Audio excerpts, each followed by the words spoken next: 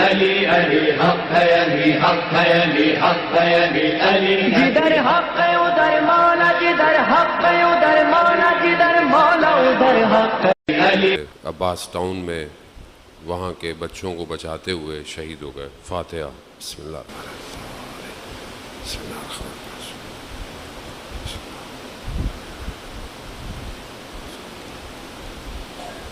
امام زمانہ کی سلامتی کے لیے ایک دفعہ صلوات بھیج دیں.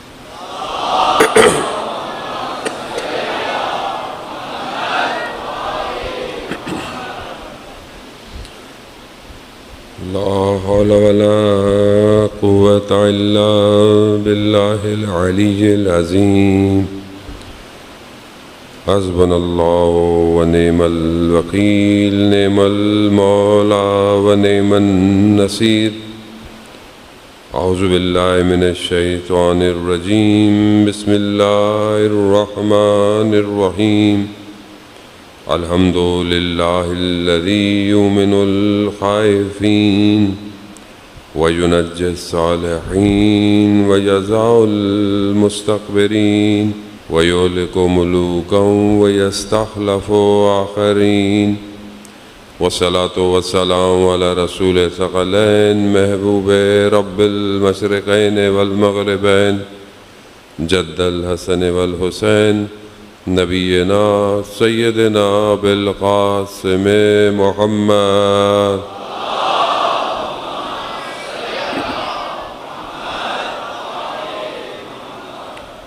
وعلى آلہ الطیبین الطاہرین المعصومین لا سیما بقیت اللہ فی الارضین. روحی وارواحنا لتراب مقدم الفدا ولعنۃ اللہ علی اعدائهم اجمعین. بسم اللہ الرحمن الرحیم. رب اشرح لی صدری ویسر لی امری واحلل عقدۃ من لسانی یفقہوا قولی. اما بعد فقد قال اللہ سبحانہ وتعالی فی کتاب الحکیم والقرآن المجید وما خلقت الجن والانس الا لیعبدون. صلوات بھیج دے محمد.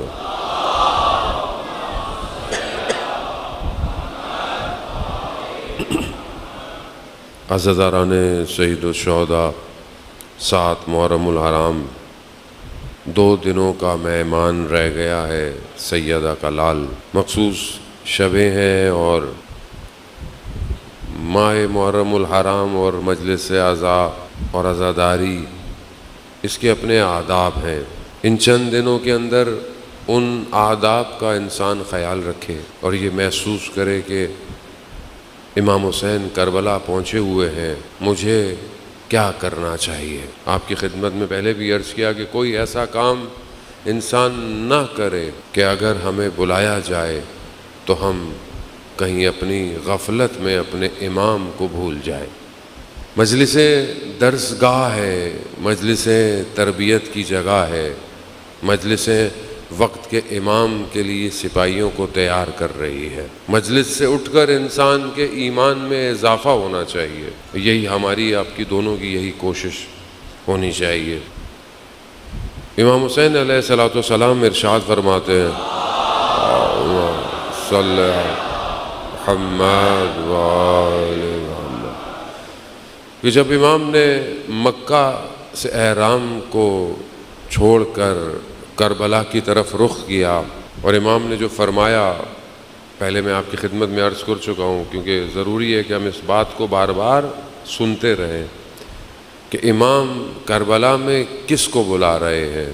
امام فرماتے ہیں جو اپنے خون کی قربانی کر سکتا ہے، جو دنیا کو چھوڑ سکتا ہے، جو خدا سے ملنا چاہتا ہے، پھر وہ نکلے، کوچ کرے ہمارے ساتھ. خوب یہی وہ شرائط ہیں جس پر امام کسی کو قبول کرتے ہیں اور ہم اس پہ مختلف زاویوں سے گفتگو کر رہے ہیں. یہاں بہرحال ایک چھوٹا سا اعلان ہے آپ کی خدمت میں کہ باہر ISO کی جانب سے بلڈ ڈونیشن کا کیمپ لگا ہوا ہے اور کسی کی ایک شخص کی یا ایک انسان کی جان بچانا انسانیت کی جان بچانا ہے.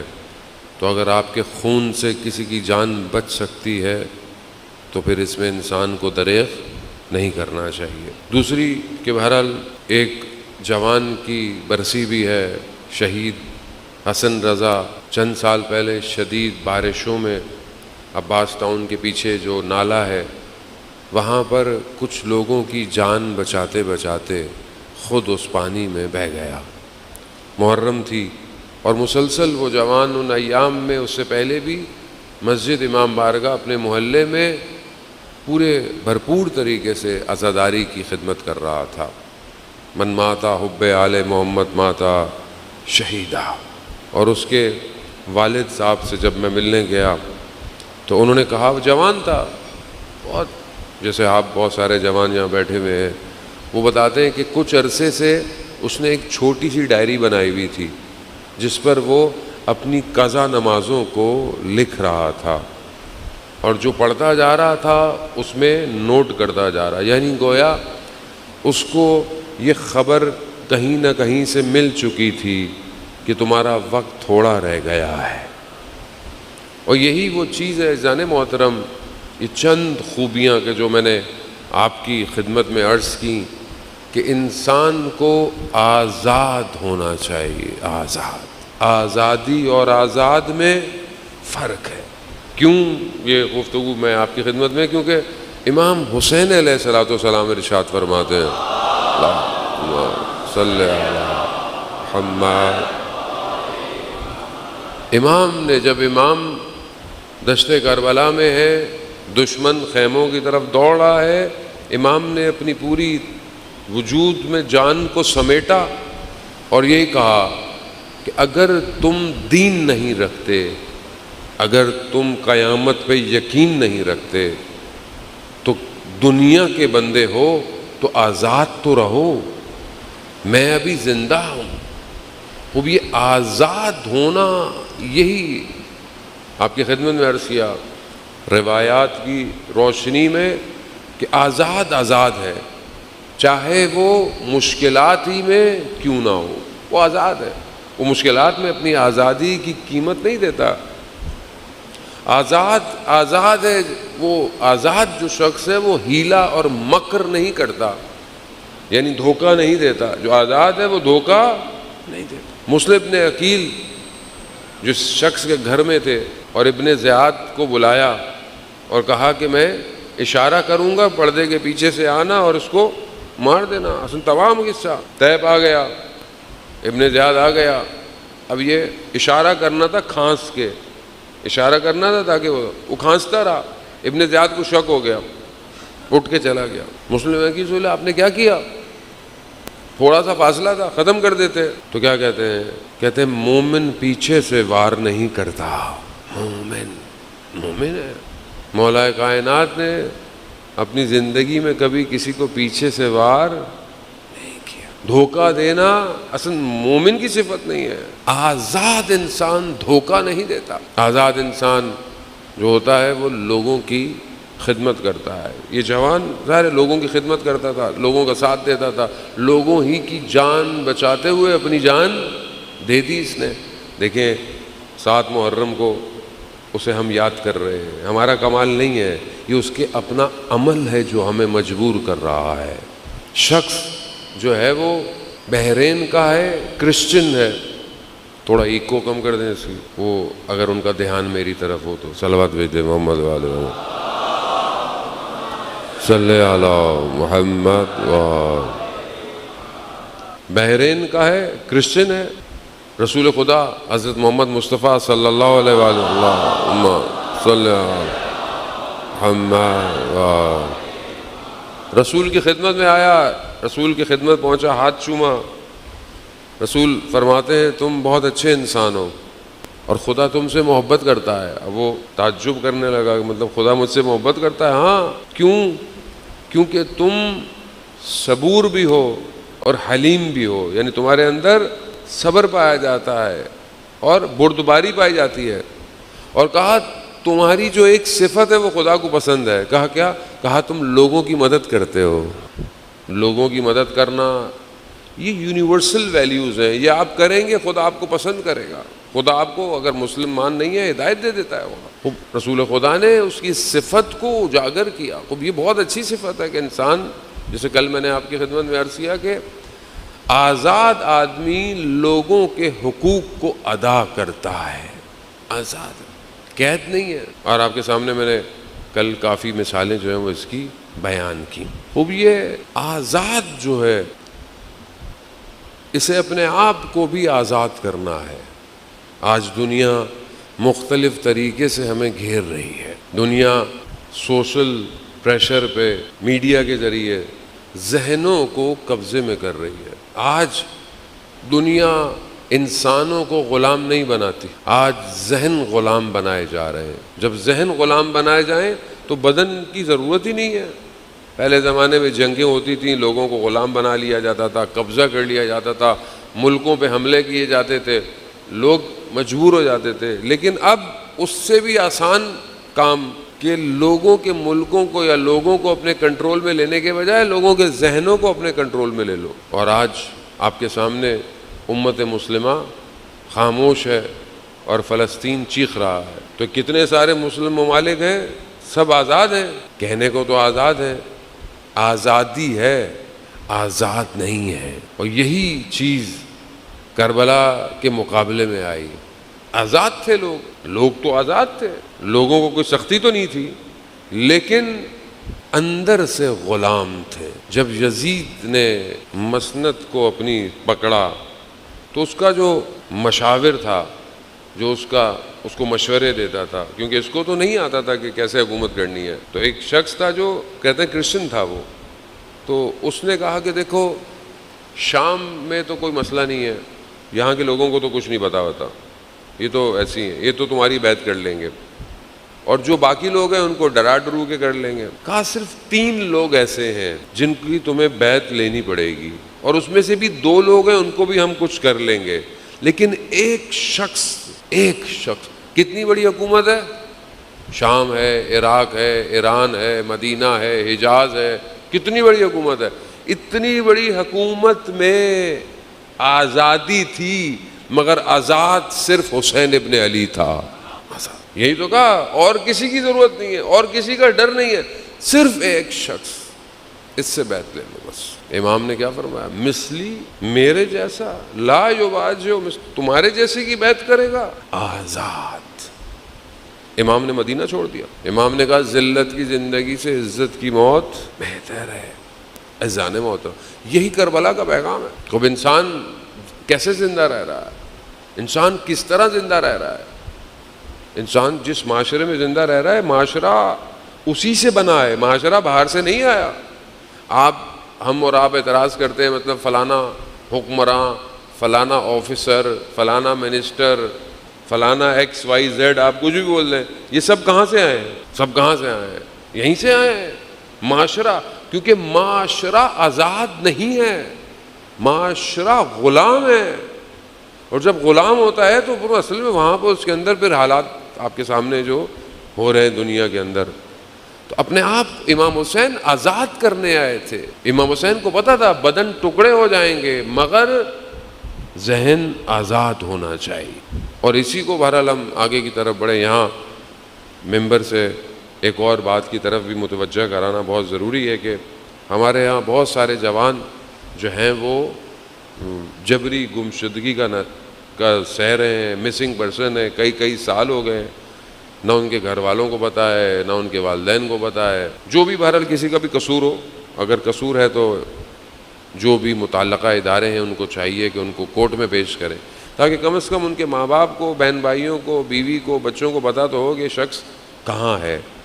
تو یہ بہرحال ہم ان کے لیے دعا بھی کرتے ہیں کہ وہ جہاں ہوں صحت اور سلامتی کے ساتھ ہوں، اور پروردگار انہیں جلد سے جلد جو ہے وہ رہائی عطا فرمائے. عزیزان محترم، انسان آزاد ہو، آزاد تو وہ مصر کے زندان میں بھی آزاد رہتا ہے. حضرت یوسف زندان میں رہے مگر آزاد.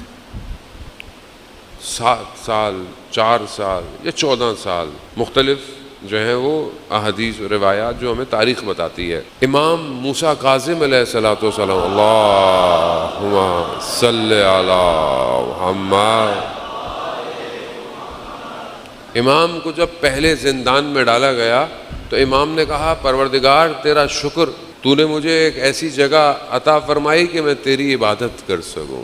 قید نہیں ہے، آزاد ہے. اور کہاں پر اتنے سخت زندانوں میں امام کو ڈالا اور کتنی امام کے اوپر سختیاں مشکلات کی، مگر امام خدا کی بارگاہ میں سجدہ ریز ہے. اب یہ آزادی چاہیے. کل آپ کی خدمت میں نے عرض کیا تو ایک وصیت نامہ کہ جو امام نے اپنے فرزند کو، کل میں نے آپ کو کہا تھا کہ میں اس میں سے کچھ حصہ آپ کی خدمت میں پڑھوں گا اور میں حسب وعدہ جو ہے وہ خطبہ آپ کی خدمت میں لے کر آیا ہوں. صلوات بھیج دے محمد و آل محمد.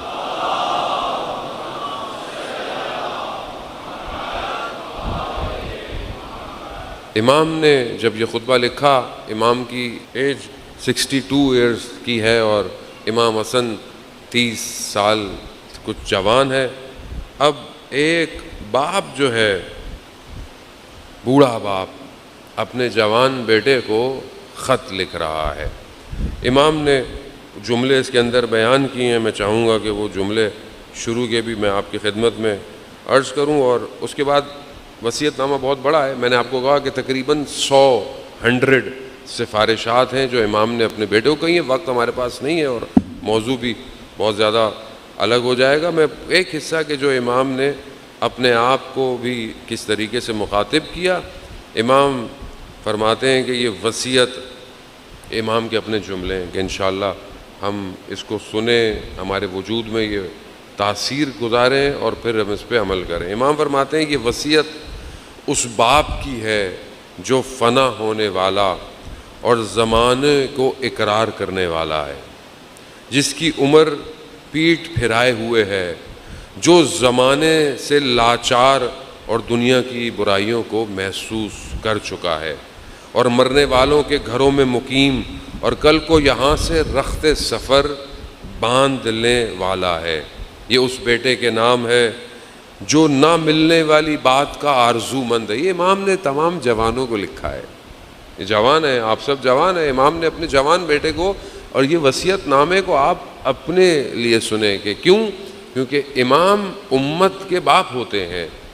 امت کے جوانوں کو یہ سنیں. امام کیا فرما رہے ہیں کہ اس بیٹے کے نام کہ جو نہ ملنے والی بات کا آرزو مند، جادہ عدم کا راہ سپار، بیماریوں کا ہدف، زمانے کے ہاتھ میں گروی ہے، مصیبتوں کا نشانہ ہے، دنیا کا پابند ہے، اس کی فریب کاریوں کا تاجر ہے، موت کا قرضدار، اجل کا قیدی، غموں کا حلیف، حزن و ملال کا ساتھی، آفتوں میں مبتلا، نفس سے عاجز اور مرنے والوں کا جانشین ہے. ایک ایک جملے پہ کئی کئی گھنٹے گفتگو کی جا سکتی ہے، میں نہیں کروں گا. امام نے جو ہے وہ مختلف وصیتیں کی. ایک پیراگراف آپ کی خدمت میں، کیونکہ میں نے کل کہا تھا میں آپ کو اس لیے کہ ہم امام کو مانتے ہیں، ہمیں امام کی بھی سننی چاہیے تاکہ ہم جس طرح امام چاہتے ہیں ہم اس طرف بڑھیں. ایک پیراگراف زیادہ آپ کو زحمت نہیں دوں گا. امام فرماتے ہیں کہ واعظ اور پند سے، یعنی واعظ اور نصیحت سے دل کو زندہ رکھنا. واعظ اور نصیحت سے دل مردہ ہو جاتے ہیں نا، آپ کو پتہ ہے دل مردہ ہو جاتے ہیں. دل کو کس سے زندہ رکھنا ہے؟ نصیحت. نصیحت بری لگتی ہے. آج جوان کو آپ نصیحت کرو تو بری لگتی ہے. 5 منٹ سے زیادہ، 1 منٹ بہت ہے، 5 منٹ تو پھر میں نے زیادہ کہہ دیا. ہم آج کل مجلس محرم میں سن رہے ہیں، ورنہ انٹرنیٹ پہ ہم 1 منٹ سے زیادہ کوئی چیز دیکھتے نہیں ہیں، اور اگر کوئی نصیحت کر رہا ہو تو فوراً اس کو ہٹا دیتے. کیوں؟ کیونکہ دل سخت ہو گیا ہے. امام کیا فرما رہے ہیں؟ نصیحت اور واعظ کے ذریعے سے دل کو زندہ رکھو. زہد یعنی تقوی سے دل کی خواہشوں کو مردہ کرو. یقین سے دل کو سہارا دو اور حکمت سے دل کو پرنور کرو. موت کی یاد سے اسے قابو میں رکھو، موت کو یاد کرتے رہو، دل قابو میں رہے گا۔ فنا کے اقرار پر اسے ٹھہرنا ہے، دل کو دنیا کے ہاتھ سے اس کے سامنے لانا، یعنی جو بھی دنیا میں ہو رہے ہیں اپنے دل کو بولو کہ ان ساری چیزوں کو دیکھو، گردش روزگار سے اس کو ڈراتے رہنا، یعنی امام کی گفتگو صرف دل سے ہے اس ٹائم۔ گزرے ہوئے واقعات اس کے سامنے رکھنا، تمہارے پہلے والے لوگوں پر جو بیتی ہے اسے یاد دلانا، ان کے گھروں اور کھنڈروں میں چلنا پھرنا، کون لوگ؟ جو مر چکے ہیں، جو جا چکے ہیں، اور دیکھنا کہ انہوں نے جو کچھ کیا تھا وہ کیا ہے، اور یہ جو لوگ تھے یہ کہاں کوچ کر گئے، اور یہ کہاں سے اترے تھے اور کہاں ٹھہرے تھے۔ دیکھو گے تو تمہیں صاف نظر آئے گا کہ وہ دوستوں سے منہ موڑ کر چلے گئے ہیں اور پردیس کے گھر میں جا کر اترے ہیں، اور وہ وقت دور نہیں کہ تمہارا شمار بھی ان میں سے ہونے لگے گا۔ بس میں یہ ایک پیراگراف میں، اور زیادہ اتنی نصیحت ہے کہ پھر بہت مشکل ہے کہ ہم اس کو تحمل کر سکیں۔ قالا امیر المومنین ہے یہ، عزیزان محترم، تھوڑا بہت مجھے زیادہ علم نہیں ہے، مجھے تھوڑا بہت علم ہے، اور یہ علم مجھے بتا رہا ہے کہ آپ کے اور میرے دل کتنی دیر نصیحت کو سن سکتے ہیں۔ وہ مشکل ہے، بہت مشکل۔ لیکن کیوں مشکل ہے پتہ ہے آپ کو؟ کیونکہ ہم نے اپنے کانوں کو قالا امیر المومنین کی عادت نہیں ڈالی۔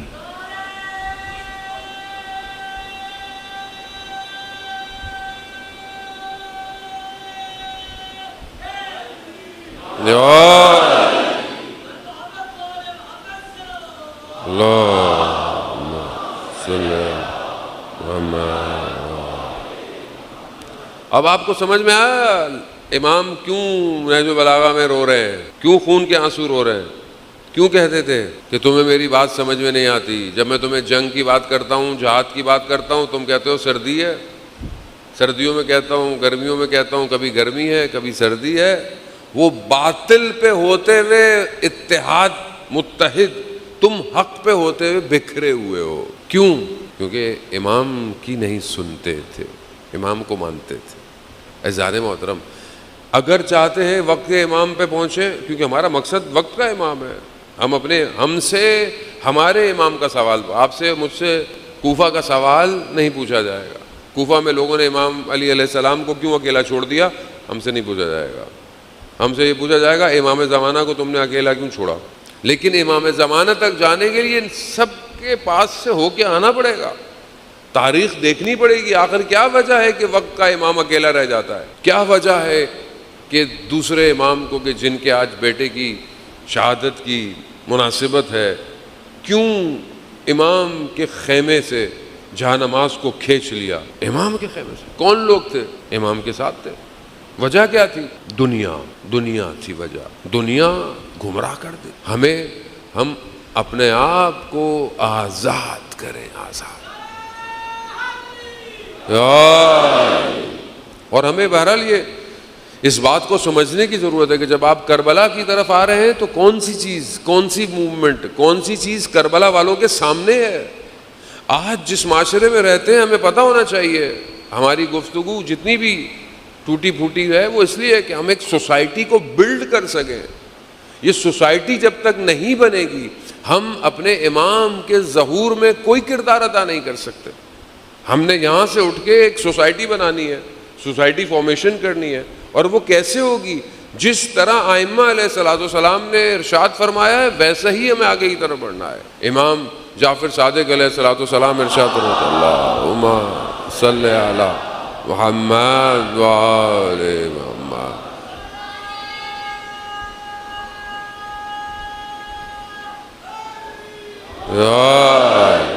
امام ارشاد فرماتے ہیں کہ جو حکمت کے دروازے ہیں، حکمت وہ خاموشی ہے، خاموشی، یعنی انسان جتنا خاموش رہے گا اتنے حکمت کے دروازے کھلیں گے، اور یہی خاموشی کہیں کہیں جرم بھی بن جاتی ہے۔ مثلا خاموشی ہے تو ہم کہیں بولے نہیں، ایسا نہیں ہے، جہاں بولنا ہے وہاں بولنا ہے، اور جو چیز نہیں بولنی ہے اس سے دور۔ یہ خطبے کے اندر بھی بہت ساری وصیتیں کہ اپنے آپ کو دیکھ کر بولو۔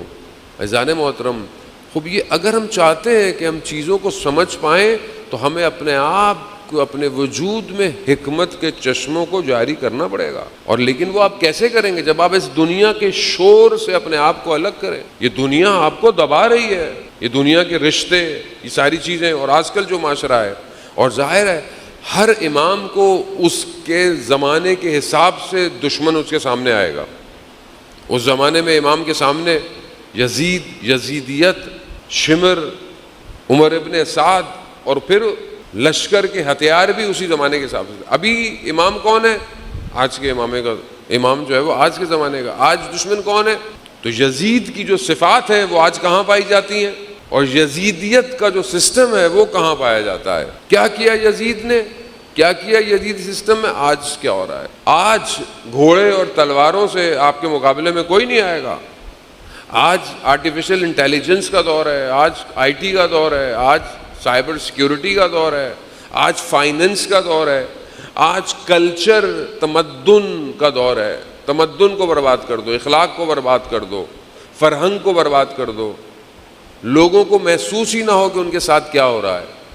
جنگ اسی کی ہے آج آپ مت سمجھیں کہ کوئی آپ کے سامنے آئے گا اور بولے گا کہ میں یزید کا نظام لے کر آنے والا ہوں. نہیں, وہ آج لا چکا ہے. وہ ٹی وی کے ذریعے, سوشل میڈیا کے ذریعے, ڈراموں کے ذریعے, آپ کے اسکول میں, آپ کے کالجز میں, آج آپ کے سامنے معاشرے میں کیا ہو رہا ہے. اور ہمیں کیوں محسوس نہیں ہو رہا؟ کیونکہ ہم سمجھ نہیں رہے کہ وقت کے امام کے مقابلے میں وقت کا نظام آئے گا سامنے. کربلا یہی ہے, کربلا ہمیں اسی طرف لے کے جا رہی ہے. اگر ہم ابھی بھی کربلا کو سمجھ نہیں پائے تو ہاں, ہم گریہ کر کے اٹھ کے چلے تو جائیں گے, مگر آج ہمارے وقت کا امام پھر بھی اکیلا کھڑا ہوگا.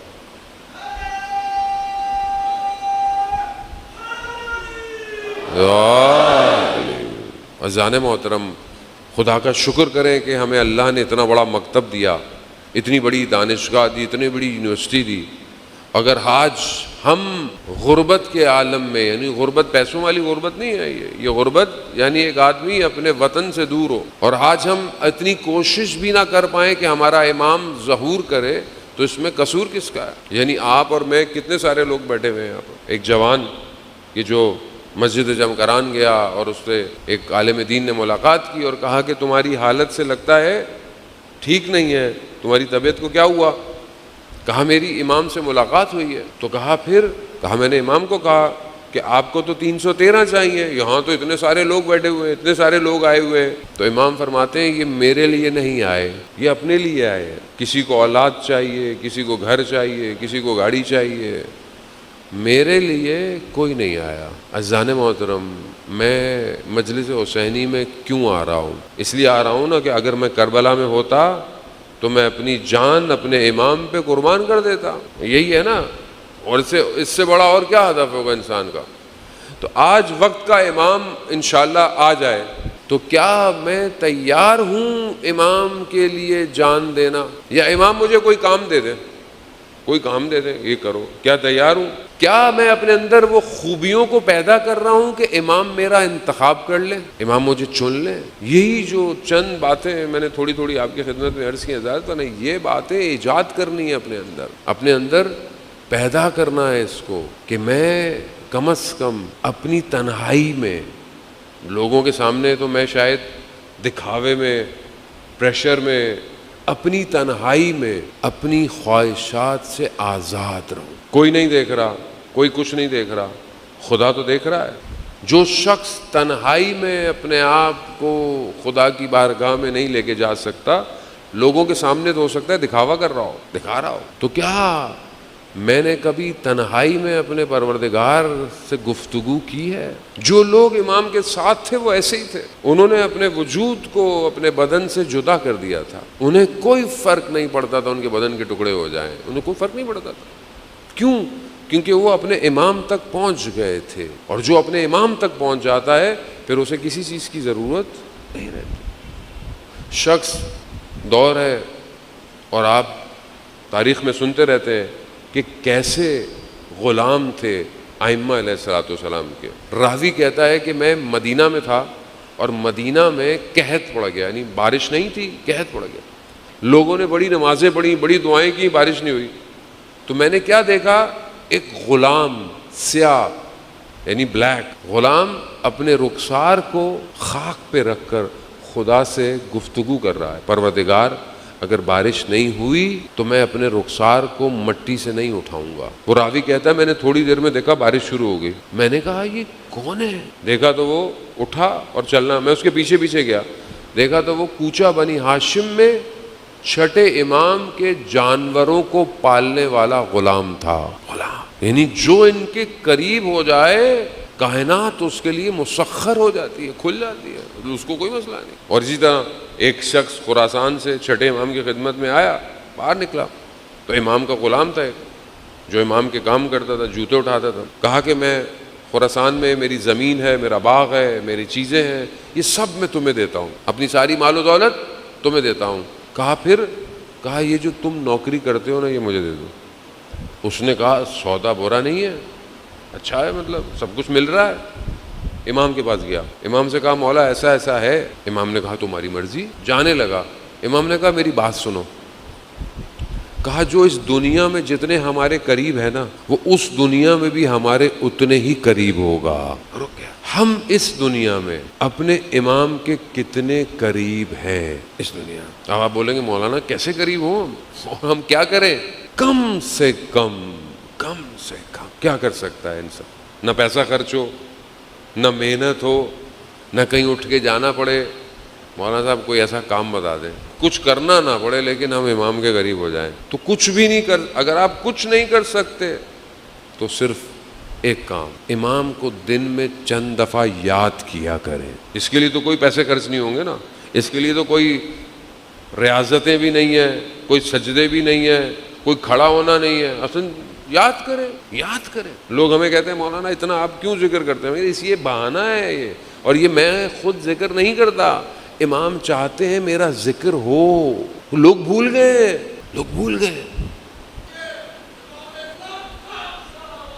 اللہم صلی علی محمد. عزیزان محترم, دشت کربلا میں جب یوسف زہرا تنہا رہ جائے تو حل من ناصر کی صدا دیتا ہے, اور غیبت کے پردے میں بھی یوسف زہرا تنہا ہے اور حل من ناصر کی صدا دے رہا ہے. آپ اور مجھے تکلیف ہوتی ہے جب کہیں ظلم ہوتا ہے, کہیں پہ بھی ظلم ہو, چاہے نان مسلم ہی کیوں نہ ہو. فلسطین غزہ کے بچوں کی تصویریں دیکھی نہیں جاتی, برداشت نہیں ہوتی. تو کیا امام زمانہ کو تکلیف نہیں ہوتی ہوگی؟ کیوں نہیں آ رہے؟ ایک وجہ میں آپ کو نہیں کہتا, ہم دوسروں کی طرف انگلیاں مت اٹھایا کریں, اپنی طرف انگلی. میں کیا کر رہا ہوں ایسا کہ امام آ جائیں؟ میں کیا کر رہا ہوں؟ کم از کم میں اپنے لیے امام کا ظہور کر سکتا ہوں. میں ایسی زندگی گزاروں کہ جو ظہور میں گزرے. بس اب آپ کی مرضی ہے, وہ چارٹ آپ کو بنانا پڑے گا. پہلی چیز آزاد ہو جاؤ, بدن کی خواہش سے آزاد ہو جاؤ. رات کو اتنا کھاؤ کہ صبح فجر میں اٹھانا نہ پڑے تمہیں. گناہوں سے اپنے بوجھ کو ہلکا رکھو تاکہ جو ملائکہ تمہیں اٹھانے آتا ہے اس کی آواز تمہیں آئے. ہر شخص کو ملائکہ اٹھاتا ہے, ہر شخص. ایک شہید نے اپنے وصیت نامے میں لکھا کہ پروردگار ایک وہ وقت تھا جب تو ناز کرتا تھا, یعنی میں ناز کرتا, تو مجھے اٹھاتا تھا کہ اٹھ جاؤ فجر کا وقت ہے, اٹھ جاؤ. میں ناز کرتا تھا, میں کبھی اس کروٹ سو جاتا تھا, کبھی اس کروٹ سو جاتا تھا, مگر تو مجھے اٹھاتا تھا. اور اب جب میں جہاد کی پہلی صفوں میں کھڑا تجھ سے شہادت مانگ رہا ہوں تو ناز کر رہا ہے, تو تڑپا رہا ہے مجھے. ہاں عزیزان محترم, کربلا جو چیز دے رہی ہے 13 سال کے بچے کا رول ماڈل دے رہی ہے. 13 سال کا بچہ, اس کی معرفت کیا ہے؟ 13 سال کے بچے سے ہمیں کیا جو ہے وہ درس لینا چاہیے؟ جناب قاسم, اس سے ہمیں کیا درس لینا چاہیے 13 سال کے بچے سے؟ بچہ ہے نا 13 سال. تو ایک 13 سال کا بچہ ہے اور شمال تہران میں رہتا ہے, شمال ایران میں رہتا, بسوں میں بیٹھتا ہے, محرم کے دن ہے, دھکے کھاتا کھاتا تہران پہنچتا ہے بڑے عالم دین کی خدمت میں, اور ان سے کہتا ہے کہ یہ جو ممبر پر جناب قاسم کے مصائب پڑھے جاتے ہیں ان کو رکوا دیں. کہا کیوں؟ کہا ممبر پہ علماء بیان کرتے ہیں کہ وہ 13 سال کے تھے اور جب ان سے پوچھا موت کیا ہے، انہوں نے کہا موت شہد سے بھی زیادہ میٹھی ہے. اور جب ہم 13 سال کے بچے کہتے ہیں کہ ہمیں جنگ میں جانے دیں، اس وقت جنگ ہو رہی تھی وہاں پہ، تو آپ کہتے ہیں بچے ہو. تو یا تو یہ مصائب بند کروا دیں یا پھر ہمیں جنگ میں جانے دیں. قوموں میں فرق ہے جان محترم. جو قوم کربلا سے یہ درس لے، جو قوم جناب قاسم سے شہادت لے، اور جو قوم جناب قاسم سے کچھ اور لے، میں زیادہ نہیں بات کر سکتا. دونوں قوموں میں فرق ہے. شہادت کیا کہا تھا امام حسین نے؟ جو خون کی قربانی دے سکتا ہے. جناب قاسم، موت کیا ہے بیٹا؟ شہد سے بھی زیادہ میٹھی ہے. کب کہا؟ جب شب عاشور سب کو امام نے بتا دیا، یہاں گرے گا، کوئی وہاں گرے گا. یہ بچہ بیٹھا ہوا پیچھے سب سن رہا ہے، چھوٹا سا بچہ. اس نے یہی سوال کیا، چچا جان کیا ہماری باری نہیں آئے گی؟ ہاں عزیزان محترم،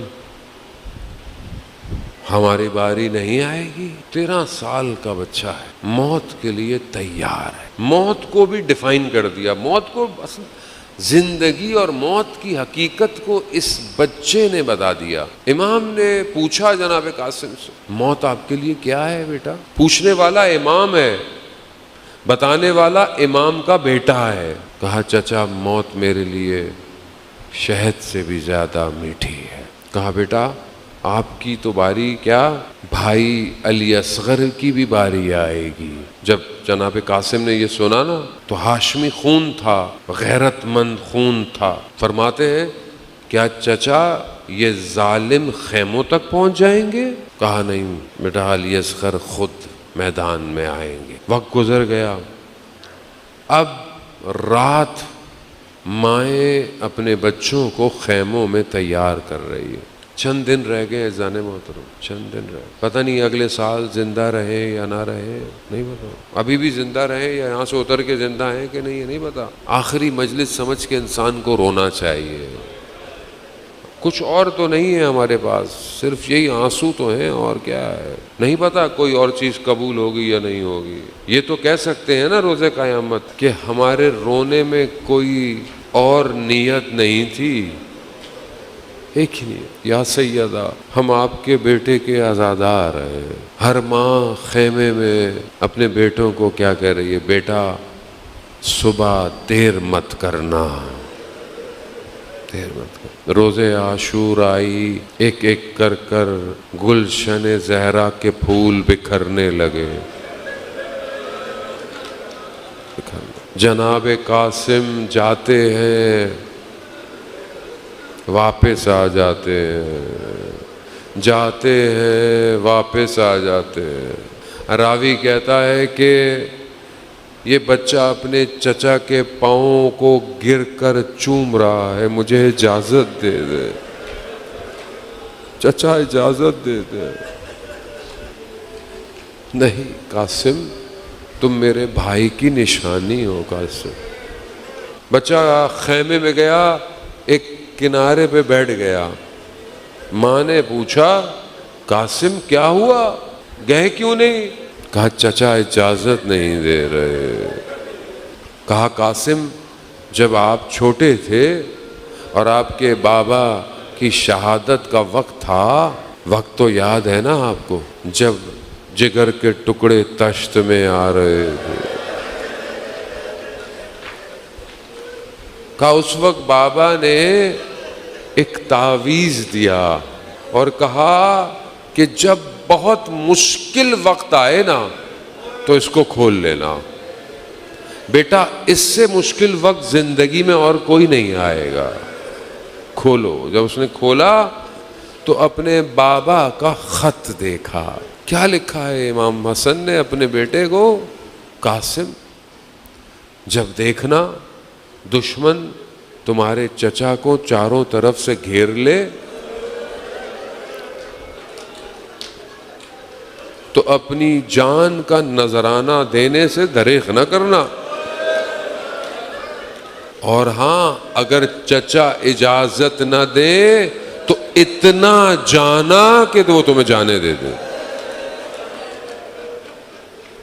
ہاں زادار محترم، اب تو جناب قاسم نے جب یہ خط دیکھا نا، اب تو وجود میں تبدیلی آ گئی. اب جب یہ چل کر جا رہے تھے، امام حسین نے جب جناب قاسم کو دیکھا اور ان کے چلنے کو دیکھا تو سمجھ گئے کہ اب یہ سفارش لے کر آ رہا ہے. اللہ اللہ.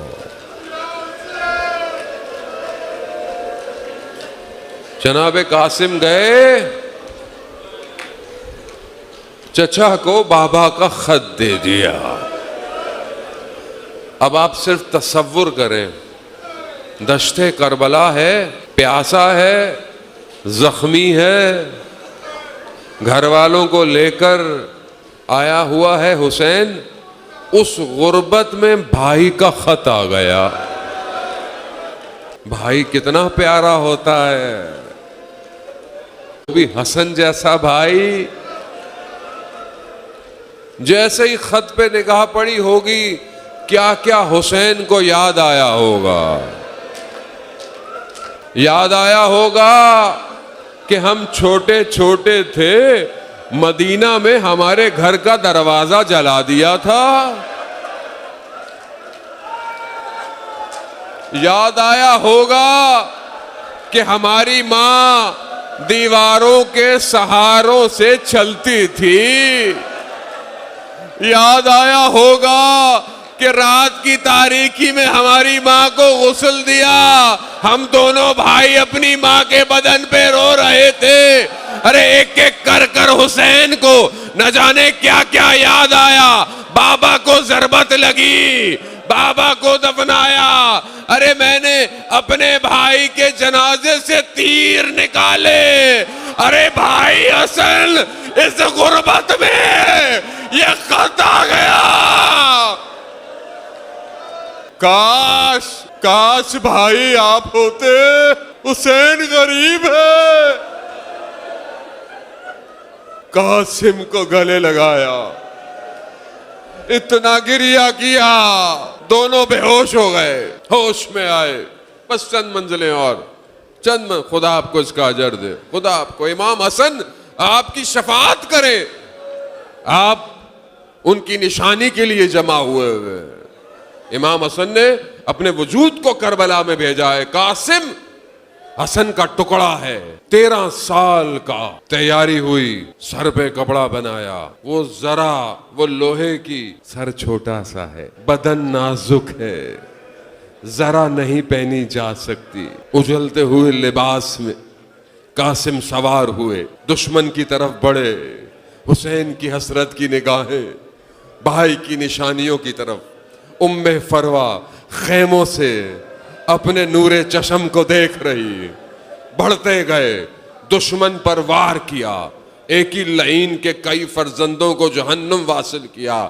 جب اس نے دیکھا ارے یہ چھوٹا سا بچہ یہ کیا کر رہا ہے، قاسم سنبھل نہ سکے، دھوکے سے حملہ کیا. بنی ہاشم کا خون تھا، سامنے سے نہیں لڑ سکتے تھے. ایسا وار کیا، جناب قاسم زین سے زمین کی طرف آئے.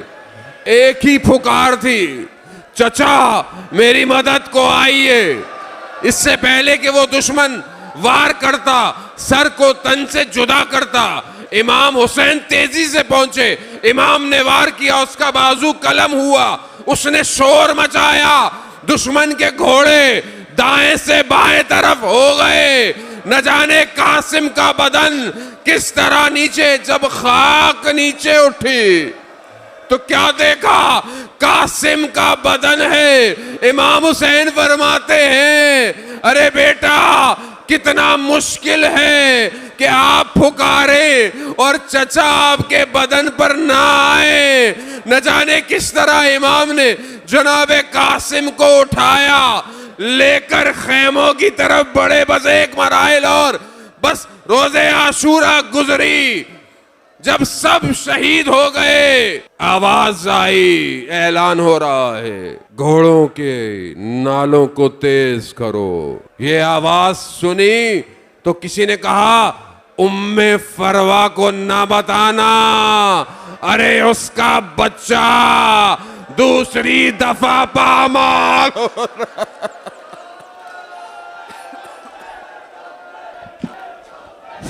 بھائی کی نشانی کو سرور گٹھڑی میں اٹھا کر لائے ہیں، غش کھاتی ہے ام فروا، سب رو کر نوحہ پڑھتے ہیں۔ ہائے ابن حسن کیسے تیرا بدن ٹکڑوں میں بٹا کربلا میں، یا حسین یا حسین یا حسین یا حسین یا حسین یا حسین، خون میں تر ہو گئی غائے مہندی تیری، ایک شب کی دلہن تیری بیوہ ہوئی، آ گئے ہیں نبی رونے آئے علی، آ گئی فاطمہ کربلا میں، یا حسین یا حسین یا علی علی حق ہے علی حق ہے علی حق ہے علی علی جدھر حق ہے ادھر مولا، جدھر حق ہے ادھر مولا، جدھر مولا ادھر حق ہے، علی علی حق ہے علی حق ہے علی حق ہے علی علی جدھر حق ہے ادھر مولا، جدھر حق ہے